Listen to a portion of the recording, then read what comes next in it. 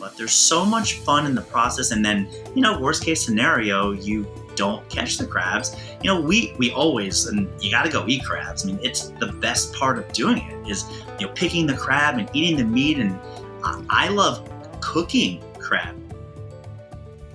Welcome to Experiences That You Should Have, your how-to guide for amazing experiences. I'm your host, Gail Manasco, and today we're gonna get crabby. So if the world of crabbing interests you, please keep on listening. However, if crabbing does not align with your values, then just kindly skip this episode. This is not the right episode for you.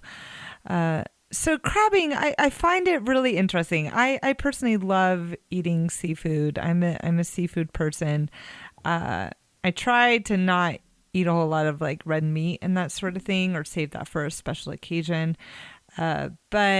But seafood, and I like sustainable seafood, and talking about ethical ways of catching seafood as well, or humanely.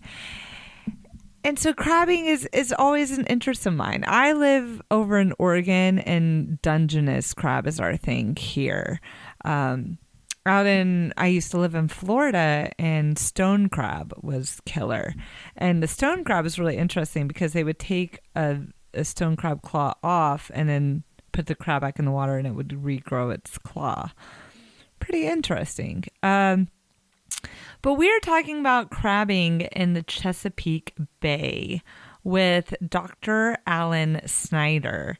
And he has a podcast called Booze Your Daddy, BOO, Booze Your Daddy, a 30-minute unscripted podcast where they drink a beer and tell comical stories about life with a game of trivia. And let me tell you, Alan is a delight. He is absolutely a delight. I love his fervor.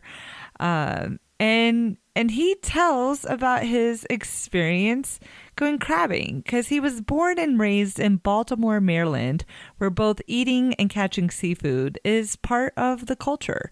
And I've really been thinking about experiences that could be done while social distancing and done with the family. And I'm like, oh, crabbing, how fun. Again, if it aligns with your values, to go out and catch your dinner and have fun and have fun cooking it. And he shares a favorite recipe for crab cakes. So if you're in a crabby mood, then please keep on listening. And just a note that crabbing in the Chesapeake Bay can be done here into the fall and even early winter. So just take note, make sure you're following the rules, don't eat the females, and get permits and find out what you need to know. But we break down some of that in the episode. But please look up your restrictions wherever you live if going crabbing.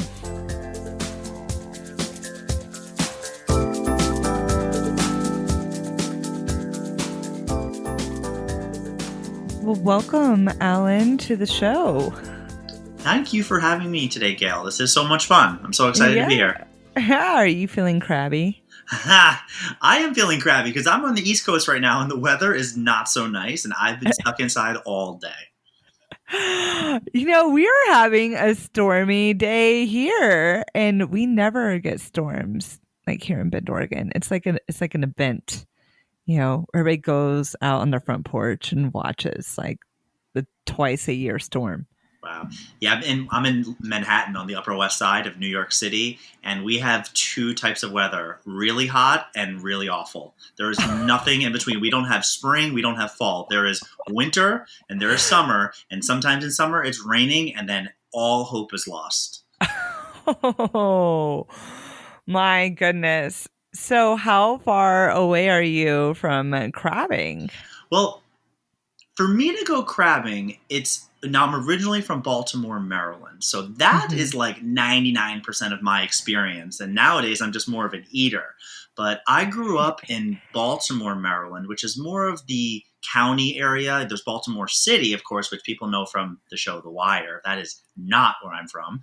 But for us, we would always go crabbing down the ocean. It's actually, the Baltimoreans, I call myself. We have this great little accent where we talk, and I try not to sound like it, but you ask somebody what they're doing, and they say, I'm going down the ocean, hon.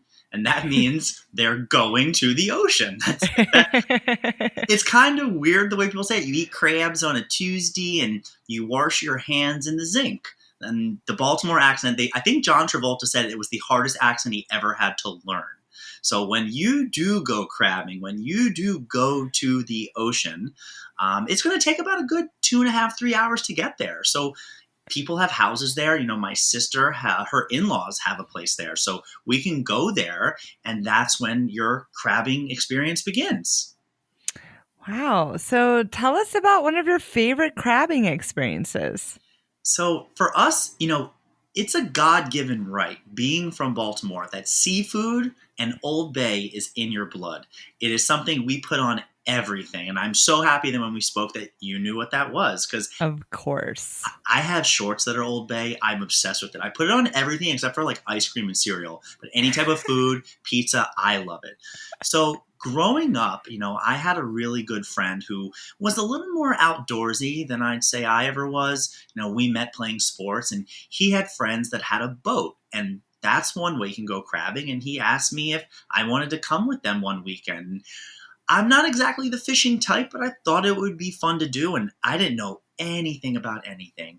Now, they didn't have a place there, so we had to wake up, I think it was like 2 or 3 in the morning, drive the 3 hours to the ocean, to then get on a boat, which we also had to prepare. There's a lot of preparation. People, when they go fishing, it's a line, it's some bait, and most of your day, the exercise you get is your right arm lifting the Budweiser up to your lips. But when you go crabbing, there's so much preparation involved, because you have to make sure you have the right bait. You have to make sure that you're properly setting up, whether you're using, now, there's a lot of different ways to crab.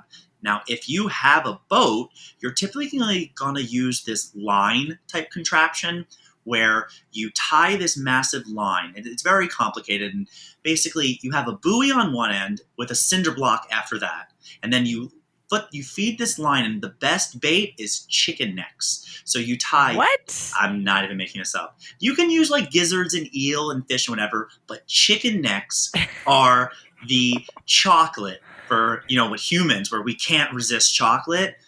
Chicken necks are what crabs love. They're bottom feeders. That's what they want. So you have to start your morning off by tying these necks, and you space them out every, I think, like 10 to 15 feet. And you have this massive line, and you have to do it because what you want to do is you throw the chicken necks and the line and the cinder block and the buoy in the water as you're out there on your boat. And then what you do is you then have to then go back and circle around. And it's a very interesting contraption. It's worth looking at online. It's kind of like a PVC pipe. So you do it very slowly, but you make this U-shaped PVC pipe. And what you do is you slowly feed the line over the pipe. And then as the boat slowly will start to go, the line comes up, and, crabs have claws, right? So what they do is they hold on to that chicken neck for dear life because they're trying to eat. And as they come up and it slowly goes towards this kind of U-shaped thing, you take a net and you scoop them off, and then you put them in a bucket and you keep going. And most of the time they haven't really eaten a whole lot of the chicken neck, so you just throw the whole thing back. And how do you know when it's time? You don't. But what you can do, which is really cool, is you can tie these waterproof GoPros, and you can have live footage streaming to your phone, to your camera. I mean, technology has gotten... And it's pretty interesting to watch because you can see these crabs in real life starting to eat these chicken necks. So I went back in probably like high school or in between college, so it was a couple of years ago, and we went out and we do this whole preparation thing, and we start making our rounds. You put it down, you pick it up, you put it down, you pick it up, and just scooping the crabs off the line can be a thing because, it's kind of like, I'm not a hunter, but you know how the 8-point bucks, they grow, they're older, they're better evading predators. Well, the same thing can be said for crabs. The ones that are the bigger ones, they know the trick. They know when that line starts moving, they better let go. So when you're using this type of line for crabbing, you're not going to get the biggest crabs. And now there's rules to the ones that you're allowed to keep and the ones that you're allowed to cook and the ones that you're allowed to eat. And every state has their rules. And what you do is everyone, after you've caught it, you have to go through and take a little measuring device and make sure from end to end, not the far points, but the body of the crab usually has to be about 5 inches or more. And any ones that are less than that, you have to take and throw back in the water. So it can be a lot of work, and you might not end up with a ton of crabs. I mean, this is not the most efficient way of doing this. It can be fun. You know, you can do it all times a day, and some people say high tide is better. Some people say low tide is better. But when you have the boat, you're allowed to do this without a permit, without a license, and you can catch up to a bushel of crabs. Now, a bushel, most people don't know, is 5.5 dozen, and not a baker's dozen. We're talking 12, 5.5 dozen, without really any requirements, but you have to make sure that they're proper sized. Mm-hmm. So that was something I did way back in the day, and we did it, and we I forget how many times we actually had to put the line back in and keep doing it, but eventually we caught, I think, a couple of dozen, and then you go on to the next step. But I don't want to skip past some of the other ways that you can catch crabs, which I have done, and there's so many other ways to do it, and we actually still use regular kind of like fishing lines where you have a little rock that sinks to the bottom and you put some bait on it and you let a line, and you can do this without a boat because not everybody has a boat. You let the line sink to the bottom, and the crabs, they come and they eat it, and when you feel a little tug, you slowly start to bring the thing up, and then you can scoop it right out. At the same time, they also have these traps that are kind of like your basket traps or box traps where you have, the thing sits very flat, and you can just be off of a bridge. You can be on the side of the water. You put the chicken necks right in the middle there, and you let it down, and you can kind of look and see. And when you have a couple of creatures, specifically crabs, what you're looking for, you yank on the cord, it shuts the device, and you pull it up, up, up, up, up, up, up, and that's where you can really start to make some headway when you're doing it by hand. So it's a lot of, it could be a two-person job. It's somebody does the line, somebody does the netting, but then you make sure you're putting them into a cooler, you're putting them somewhere, and here's the crazy thing, you can store these crabs for days. What? I also was very surprised. But days you can store them. Now, you don't store them in water because it's kind of a weird thing. Like, you think, like, no, water's good. But what they end up doing is they go through all the oxygen in the water, and then they suffocate and die. So you put them in there with a nice, cool rag, and it keeps them kind of peaceful. Like, look, this is hunting. I mean, it's fishing, whatever you want. But you can still do it humanely, which I think is a really nice thing to do, right? They're providing for you, and I think that's something really special. Now, they have professional devices to catch crabs, and these things get crazy. They are these massive crates. This is kind of the third way to do this. And these massive, really tough crates that kind of have like one-way entrances and no exits. So think of it kind of like a big V, right? That where they start off, and what you do is you put lots of usually chicken gizzards and necks and whatever in the middle, and then these one-way doors essentially, because the crabs will swim in, and then they basically have to kind of force the way through that last little part of it. The problem is they can't get out. It's like only in, the base motel. Everybody checks in, nobody checks out. And this is more what the professionals use. They throw these massive things in there, and they pull them up several times, and this is where you get the big boys. This is where you get the dozen crabs that cost you $100 a dozen at the store. I mean, they are big suckers, and you do that, and I think you do need more regulations. These tend to be your professionals, and those things are expensive. They're really, really expensive, where some of these other things could be made with string and a line that could cost you, dollars, maybe even less than that. So now, what kind of crab are you talking about? Great question. Now, being on the West Coast, you're a Dungeness crab, you're an Alaskan crab. we all know you go down to Miami and Joe's Stone Crab. They have those hard, tough ones. That's where it is. Now, I'm a Baltimore boy, a Baltimorean as I call myself. I am a Maryland blue crab person. And All right. sometimes, I mean, that's what it is. And, it's funny. I was with a friend recently and they ordered blue crabs and they came out orange and they were very confused why that is. But the truth is a true Maryland blue crab is blue until you cook it. And when we get to the cooking part, that's how you know when it's done because they turn that bright orange color. So these Mhm. are the ones that you tend to think of that are, 5 inches are the body. They have the 2 claws on the front. They have three, little fins in the middle, and then they have the back fin, and that's where the money's at. But yeah, those are the crabs that we tend to do growing up. We have other stuff, but you know what? We should stick to what we know because I was born near the Chesapeake Bay, and that's where you get the best blue crabs. Wow. My gosh, what a fun experience. And I never realized that, many might go crabbing with like a chicken neck. How interesting. Now, there might be some pescatarians that are listening to this podcast. Are there other forms of bait that could be used that might be more pescatarian friendly? Yeah, well, one of the good ones I kind of mentioned is they say eel is very good. I mean, personally, I've never used it, but when I was doing some extra research for this interview, eel and like fish guts as well. I mean, it's kind of weird, but crabs are disgusting creatures, so they're not really looking for filet mignon out there. Like they want the grimy stuff that comes from the ocean. That's what they want to eat. Hmm. Hmm. Wow. So, how long have you been going crabbing for? It's not something that I regularly do, but again, being from Maryland, it's something I've done a good amount of times. I mean, maybe like 10, 15 times I've gone in my life. It's 3 hours. And I didn't come from the most outdoorsy family, so we just usually go to the restaurant and that's how we order our crabs or, supporting the local businesses. There's people that do this for a living and they do a better Hmm. job of it. To go crabbing is kind of like going fishing. You have to do it because you want to do it. You have to do it because you're having fun. It's an activity. And I know you and I spoke of people looking for things to do. It's a fun morning. It's a fun afternoon.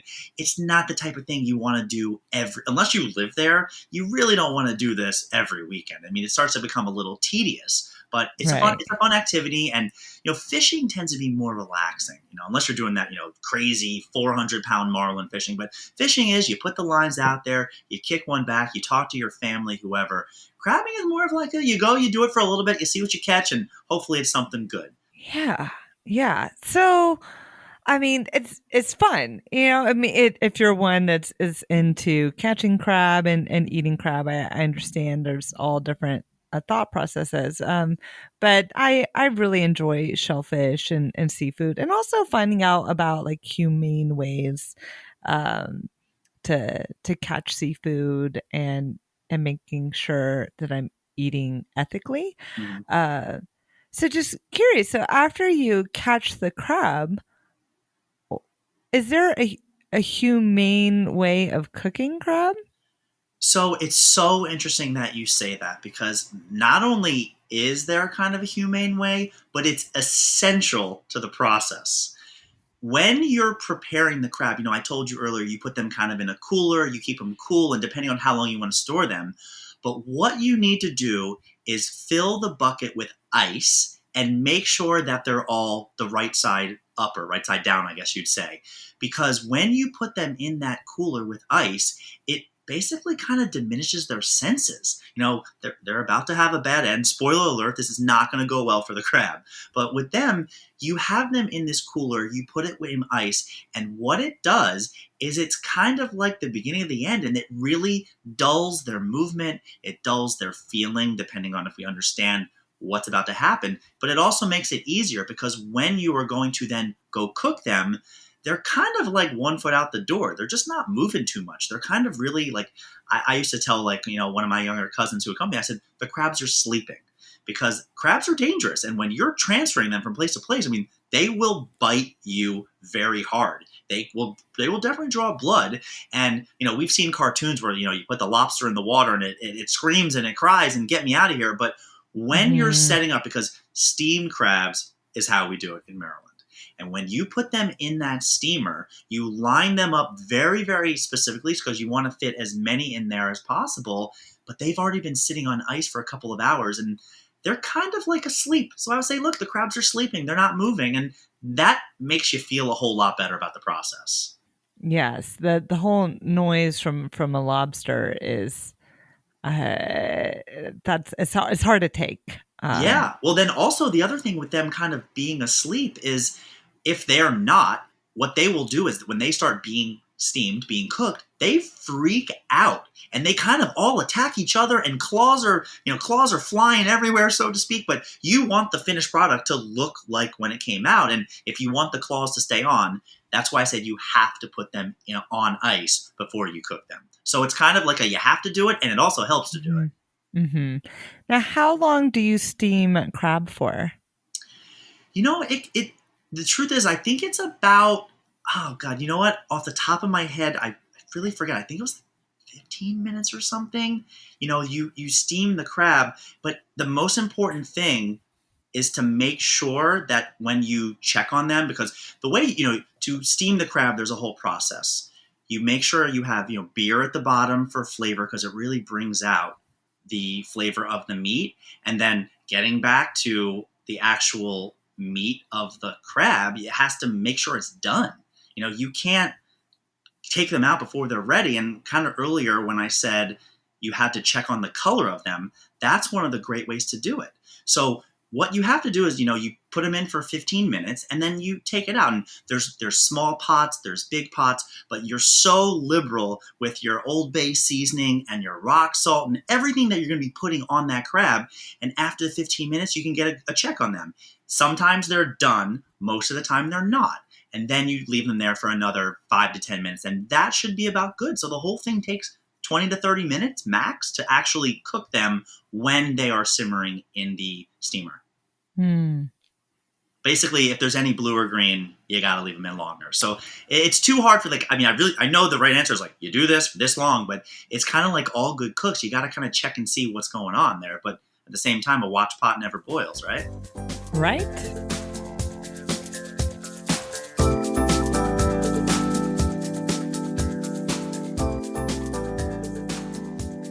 Now, if you want to go crabbing, off of Maryland, what are some specific spots that people should check out? And then how much does it cost for kind of like the different methods you mentioned? Yeah. So if you want to get one of those, really nice style things, they're pricey. They're expensive. They're going to run you, $70, $100 per each one you want, not to mention all the bait that you're going to have to use. But some of these other trap door type of things, these little lines where you close they're like $19, $20 on Amazon. And then, like I said, the simple string where you tie something to the end of it with a hook is pennies, and that costs you nothing. Yeah.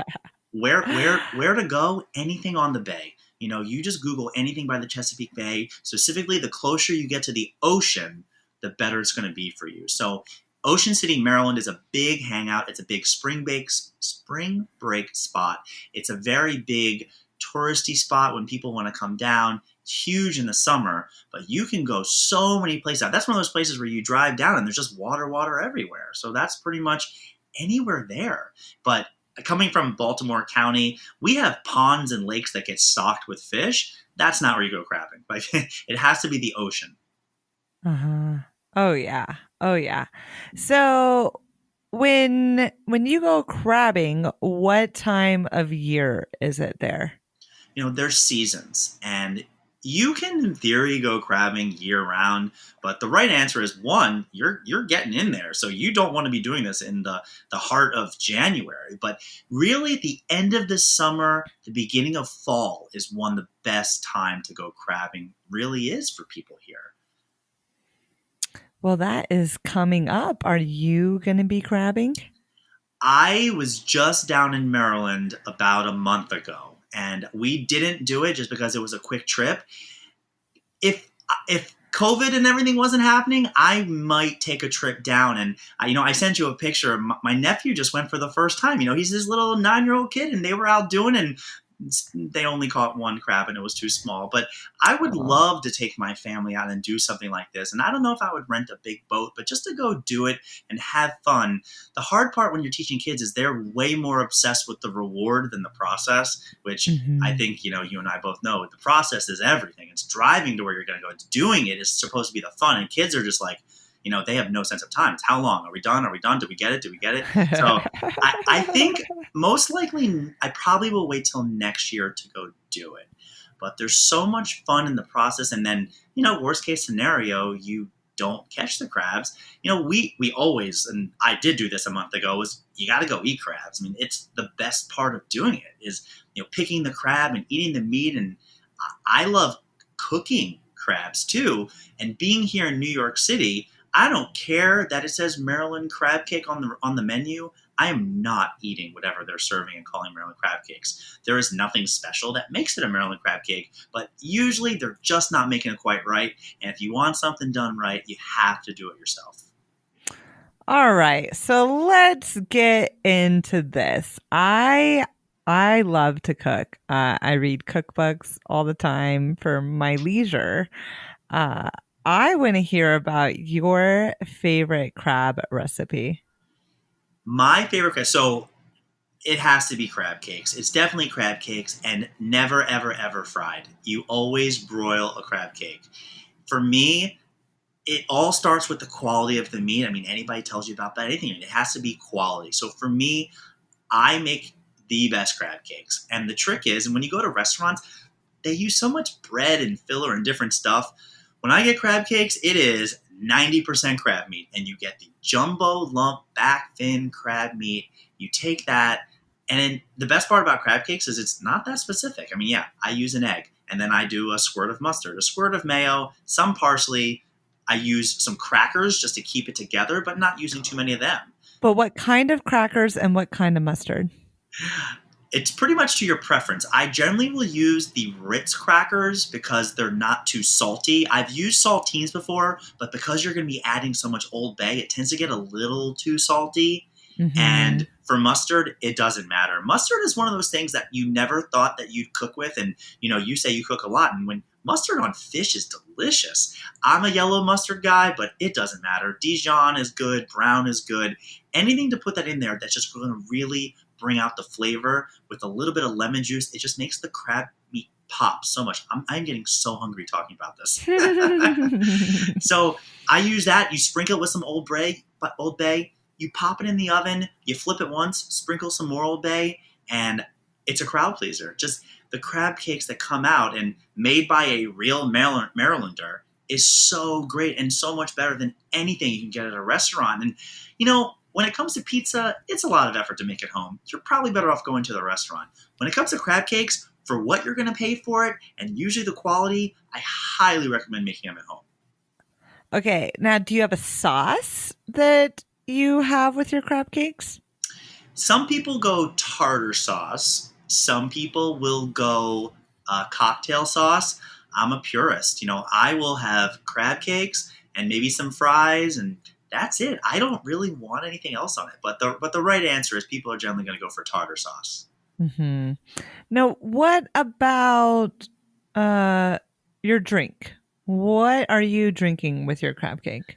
That is a great question because in Maryland, we love beer, and there is one beer to drink with your crabs. It is the worst beer, but it's so refreshing. And I don't even think it's made in Maryland, but it is called Natural Bohemian Beer. But if anybody ever calls it that, they're not from Maryland because we call it Natty Bo. And that Natty Bo, Natty Bow. Natty Bo, and it's worth looking up because most people only like Natty Bo because the mascot is so cool looking. He's this guy with this big mustache, and I don't know if he has one eye or if he's winking, but it's definitely like, hey, I got a secret here for you. And you go to any sports game, it's Budweiser, Coors, Natty Bo, and Natty Bo is the way to go. And they sell a lot of merchandise. I mean, I don't know any place that sells so much merchandise, probably more than the beer even, because the Natty Bo logo is so cool, and it's cool to say it. I mean, you chuckled at it. That's the right answer. Natty Bo is the way to go with the crab cake.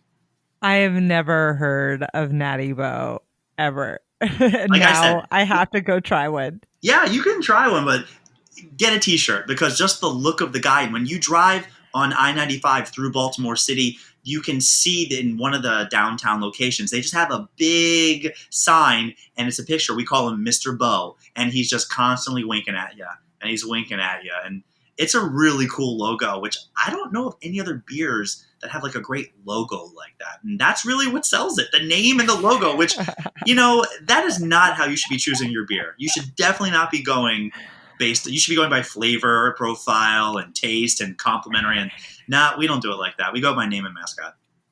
So is this a light beer, like a low IBU beer? Yeah, it's like a lager. It's a kind of like a Pabst Blue Ribbon, a PBR. Okay. It kind of comes from like the old Schlitz family, like one of those older beers that they're not really around too much. Maybe like a regular Miller Genuine Draft, like MGD. It's not good. It's not terrible. You know, I've had some beer that's pretty bad before, but it's drinkable. But after like one or two, you're like, all right, that was cool. I would say like Budweiser, Coors are probably way better than that. And if you know anything about beer, that's not a huge step to meet. Yeah, no. Yeah. Right. Right. I'm in Beer Town here in Bend, Oregon, and we've got Deschutes Brewery here. We've got, I don't know, 20 plus microbreweries in our town of 80,000. So Wow. it's a little bit of a beer snob town. I get it. I'm a beer snob myself. I'm always talking about it. I mean, I have a whole podcast where we always have a beer. It's about we crack a beer and tell stories. That's kind of what we do. And I am trying a beer. My goal is to try a beer every show that I've never had before. And I've had so many beers that are so plain, and every now and then I come across something completely different. And you guys are lucky because you've been on the craft beer kick for a long time. And especially in New York City, we're just starting to get it. And God bless Whole Foods. I never thought I'd say that, but they have a selection here that rivals anything. And you can go in and just buy a single beer, and it's like $2, $3, and you can try something from everywhere. And one of my good friends just got back from Oregon, and she has 2 beers for me from Oregon, and I'm so excited to try it. And I'll definitely let you know what I have. Okay, which beers do you know? I don't know. I don't even think she sent me a picture, but she has them in her fridge and she wants to bring them by, and I will let you know. But I'm very excited. If you could give me a recommendation, I will make sure I try one the next time I come out there. Ooh, I mean, are you a hoppy kind of guy? Like what's your flavor profile around beer? I go from everything from lager to single IPAs. I'm not a fan of like cream ales, if that's a thing for you guys. And I don't love stout so much, but my catch line is anything but like Miller Lite. I'll drink anything, but Miller Lite is my one. It just reminds me of college and like smelling it in the fraternity house, and I can't do that one. So there's a beer from a brewery called Good Life here, Mm-hmm. and the beer is called Sweet As. And for the longest time, I thought it was Sweet Ass. Ha! And I'd be at a party or something, and I'd ask, for a sweet ass, and no one corrected me for years, until I found out it was Sweet As, and it's sweet as a sunset. It's sweet as something. I don't know, insert something cool here. But it's a lovely beer that I feel like someone who's into IPAs would still like, but maybe someone like I don't really enjoy a bitter aftertaste. I prefer something with a lower IBU, which is looking at the bitterness of a beer. Oh, I'm familiar, except I call it IBU, and now I'm starting to wonder if I am incorrect in saying that. Oh, yeah, we say IBU. Okay. Yeah. And it's a lower IBU, but it's just this refreshing beer, a sweet as. So be on the lookout. You never know. It I might be appreciate near the Whole Foods. I am going to keep my eyes out. And like I said, when I make it to the West Coast at some point in my life, I will look for sweet ass or sweet as you would say. It's so great that your friends didn't help you out. That's really cool. It's good entertainment. Yeah. The last thing I wanted to say just to anybody for this, as far as the crabs go, I have picked crabs my whole life. I am a professional crab picker for anybody eating them.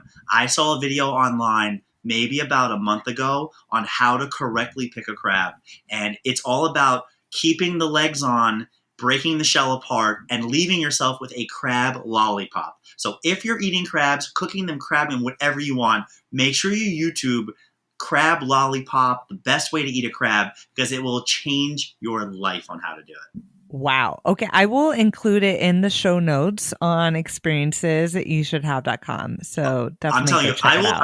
I'm going to send you the link for this, and it's a Maryland guy, great Maryland accent, and going, I've been eating crabs the wrong way my whole life, and I have to admit, I probably was that guy as well, because I can pick a crab with the best of them, and this guy just showed you a completely different way of doing it, and I was like, oh my god, that is such a better way of doing it. I was so impressed. Okay, I am so excited to watch it. I was recently on the Oregon coast, and I have a tradition that when I go, as long as it's crab season there, to sit down at this one restaurant I love, and I sit there and I order a beer by myself and eat a Dungeness crab. And I always wonder to myself every time if I am picking it correctly or if I'm breaking it in the right spots. And I've never YouTubed it. So Yeah, it's now's one the of those time. things. Yeah, I highly recommend it, definitely. But I guess this is more of a blue crab, but I'm just that guy who picks through the shells and uses a knife and does. And then this guy just said, no, you just keep the legs on, take the body off, and you just kind of take the back and you twist and twist and twist. And it was like, oh my God, it was incredible. It changed my life. One All YouTube video. right. I love life changing videos. That's very exciting.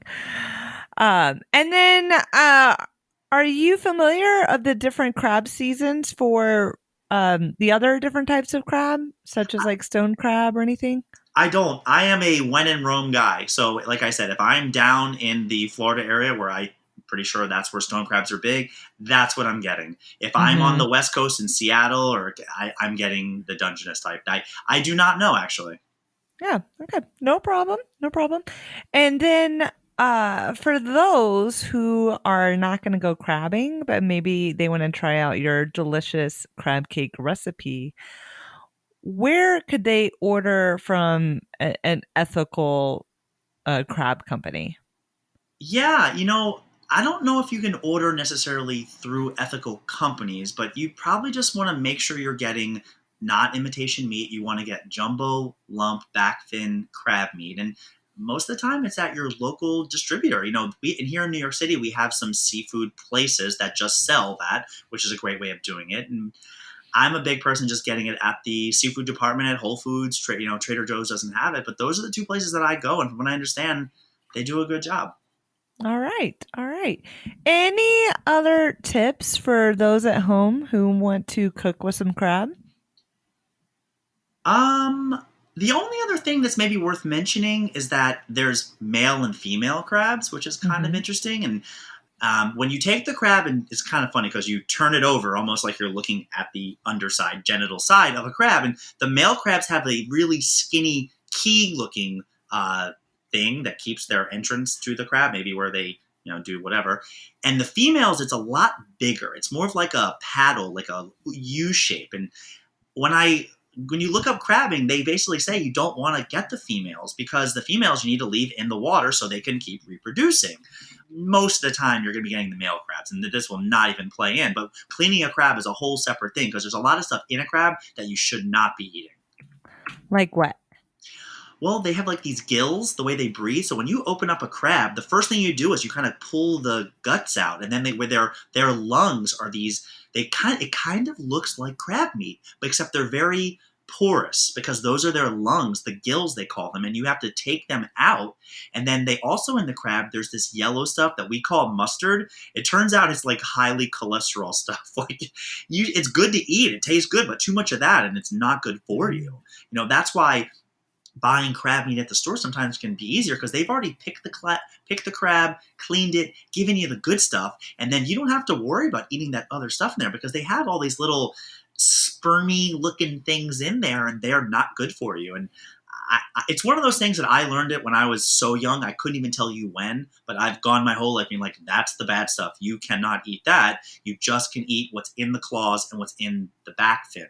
So kind of like with a lobster, as big as these lobsters are, you're not trying to eat the brains of the lobster. You just want the claws and the tail. All right. Well, That's a great tip.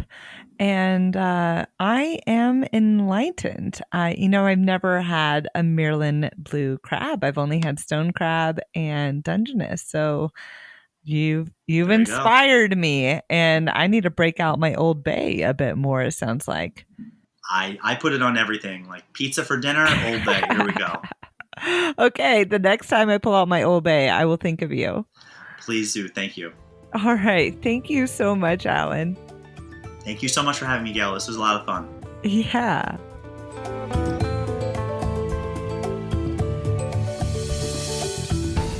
Thank you so much for listening to Experiences You Should Have podcast.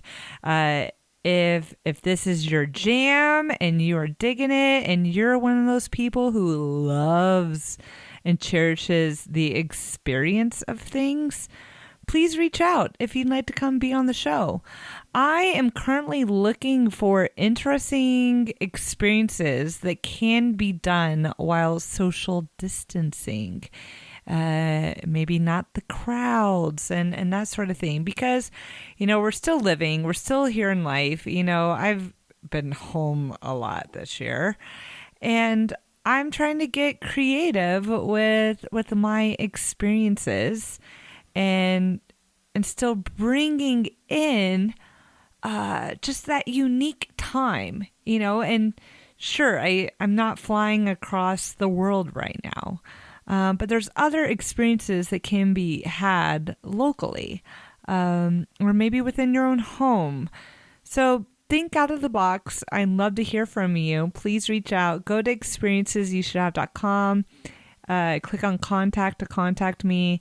And also click on episodes for the show notes. We've got the recipe here that Alan mentioned there, pictures and that sort of thing. We do a nice write-up of every episode that we've done.